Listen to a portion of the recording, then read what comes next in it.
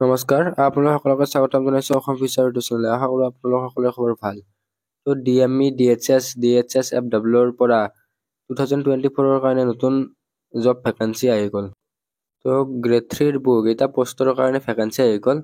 Nurse, pharmacist, technician, anaesthesia, ICU, radiology সকলোবিলাকৰ কাৰণে seat মুকলি হৈছে। তো ইয়াৰ কাৰণে মিনিমাম কোৱালিফিকেশ্যন কি, কেতিয়াৰ পৰা অনলাইন এপ্লাই ষ্টাৰ্ট হ'ব বা লাষ্ট ডেট কেতিয়া, সকলোবিলাক এই ভিডিঅ'টোত আলোচনা কৰিম। তো ভিডিঅ'টো স্কিপ নকৰাকৈ সম্পূৰ্ণকৈ চাব। তো আপোনালোকে এই নটিচখন চাব পাৰে। এই নটিচখনতে সকলোবিলাক তথ্য মেনশ্যন আছে। এই নটিচখন আমাৰ হোৱাটছআপ গ্ৰুপ বা হোৱাটছআপ চেনেলত দি দিম। তো আপোনালোকে তাৰ পৰা ভালকৈ চাই ল'ব পাৰিব। তো এই যি গ্ৰেড 3 ৰ ভেকেঞ্চিবিলাক, টেকনিকেল পষ্টৰ যি ভেকেঞ্চিবিলাক মুকলি হৈছে, সেইবিলাক বেছিভাগ মেডিকেল কলেজ বা হস্পিটেলতে মুকলি হৈছে। তো ইয়াৰে অনলাইন এপ্লিকেশ্যন ফৰ্ম 9 ডিচেম্বৰৰ পৰা ষ্টাৰ্ট হ'ব। তো ডিচেম্বৰৰ 9 তাৰিখৰ পৰা ইয়াৰে অনলাইন এপ্লাইটো ষ্টাৰ্ট হ'ব আৰু লাষ্ট ডেট আছে 18 ডিচেম্বৰ তাৰিখে। তো 11:59 PM লৈকে। আপোনালোকে ইয়াৰে অনলাইন www.dme.assam.government.in ৱেবছাইটৰ থ্ৰুদি কৰিব লাগিব। এই ৱেবছাইটৰ লিংকটো ডেছক্ৰিপশ্যনতে দি দিম।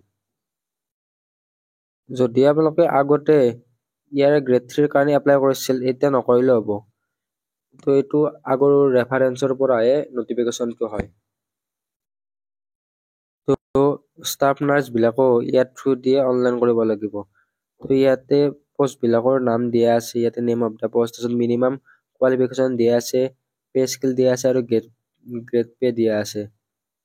তো ইয়াতে বহুত কেইটা পোষ্ট আছে। এনেস্থেচিয়া টেকনিচিয়ান, তো পে স্কেল 14,000 পৰা 70,000 লৈকে।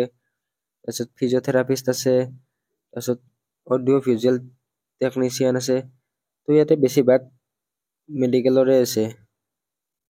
তো ডিপ এক্সৰে টেকনিচিয়ান, ডেণ্টেল, তাৰপিছত ইয়াতে dresser, ICU technician, laboratory technician. তো লেবৰেটৰী ইয়াৰ কোৱালিফিকেশ্যনবিলাক চাব পাৰে। লেবৰেটৰী টেকনিচিয়ানৰ কাৰণে হাই ছেকেণ্ডেৰী পাছ হ'ব লাগিব আৰু আপোনালোকৰ গভৰ্ণমেণ্ট ৰিকগনাইজৰ ডিপ্ল'মাৰ চাৰ্টিফিকেট থাকিব লাগিব। ইয়াতে OT টেকনিচিয়ানৰো চেম আছে। ফাৰ্মাচিষ্টৰ কাৰণেও ইয়াতে জব আছে। তো ফাৰ্মাচিষ্টৰ কাৰণে আপোনালোকে হাই ছেকেণ্ডেৰী চায়েন্স পাছ হ'ব লাগিব আৰু ইয়াতে আপোনালোকে diploma in pharmacy government recognise ইনষ্টিটিউটৰ পৰা পাছ হ'ব লাগিব আৰু আছাম ফাৰ্মাচিষ্ট কাউন্সিলিঙৰ দ্বাৰা ৰেজিষ্টাৰ হ'ব লাগিব। তো ইয়াতে পে স্কেল আছে 14,000 পৰা 70,000 লৈকে আৰু গ্ৰেড পে আছে 7,400 টকা। তো এইখিনি ফাৰ্মাচিষ্টৰ কাৰণে। নেক্সট ফটোগ্ৰাফাৰৰ কাৰণেও আছে। তো ইয়াতে ফটোগ্ৰাফাৰৰ কাৰণে আপোনালোকে পাৰিব। তাৰপিছত ফিজিঅ'থেৰাপিষ্টৰ কাৰণে আছে। তো ডিগ্ৰী বা ডিপ্ল'মা অফ ফিজিঅ'থেৰাপিষ্ট। তো ৰেডিঅ'থেৰাপি টেকনিচিয়ান। তাৰপিছত ইয়াতে ষ্টাফ নাৰ্ছৰ কাৰণে আছে। তো ষ্টাফ নাৰ্ছ আৰু ষ্টাফ নাৰ্ছ ক্ৰিটিকেল কেয়াৰ দুটা বেলেগ বেলেগ। তো ষ্টাফ নাৰ্ছৰ কাৰণে BSc নাৰ্ছিং GNM কোৰ্চ পাছ হ'লে হ'ব আৰু ইয়াতে গভৰ্ণমেণ্ট ৰিকগনাইজ বা ইণ্ডিয়ান নাৰ্ছিং কাউন্সিলিঙৰ দ্বাৰা এপ্ৰুভ কলেজ হ'ব লাগিব আৰু Assam nurses midwives and health ভিজিটৰৰ দ্বাৰা ৰেজিষ্টাৰ্ড হোৱাৰ হ'ব লাগিব। Next staff nurse critical care. আৰু যিটো ষ্টাফ নাৰ্ছ ক্ৰিটিকেল কেয়াৰ আছে তাৰ কাৰণে BSc nursing GNM nursing pass হ'ব লাগিব আৰু 1 বছৰৰ মিনিমাম ৱৰ্কিং এক্সপিৰিয়েঞ্চ লাগিব ICU বা ক্ৰিটিকেল কেয়াৰ ইউনিটত আৰু have registered with the Assam nurses midwives and health ভিজিটৰৰ দ্বাৰা ৰেজিষ্টাৰ্ড হ'ব লাগিব। তো ইয়াতে টেকনিচিয়ান আছে ৰেডিঅ'থেৰাপিৰ, তাৰপিছত এক্সৰে টেকনিচিয়ান আছে। টোটেল ইয়াতে 55টা কোৰ্চৰ কাৰণে জব ভেকেঞ্চি আছে। তো ইয়াতে পোষ্টবিলাক দিয়া আছে। এনেস্থেচিয়াত 21টা টোটেল পোষ্ট আছে। নেক্সট ইয়াতে আপোনালোকে ইয়াতে সকলোবিলাক দিয়া আছে, কোনটো কেটেগৰীত কিমান আছে আপোনালোকে ইয়াৰ পৰা চাই ল'ব পাৰিব। তো ইয়াতে ICU টেকনিচিয়ানৰ কাৰণে 21টা পোষ্ট আছে। ফাৰ্মাচিষ্টৰ কাৰণে 15টা পোষ্ট আছে আৰু ইয়াতে সকলোতকৈ হায়েষ্ট আছে ষ্টাফ নাৰ্ছ। তো ষ্টাফ নাৰ্ছত আছে 451টা আৰু ষ্টাফ নাৰ্ছ ক্ৰিটিকেল কেয়াৰত আছে 402টা আৰু ছেকেণ্ড হায়েষ্টত আছে লেবৰেটৰী টেকনিচিয়ান, তাত 248টা পোষ্ট ভেকেঞ্চি আছে। তো বাকীবিলাকৰ কাৰণে ভেকেঞ্চি কম আছে, তো কম পোষ্ট আছে। তো আপোনালোকে ইয়াতে চাই ল'ব পাৰিব।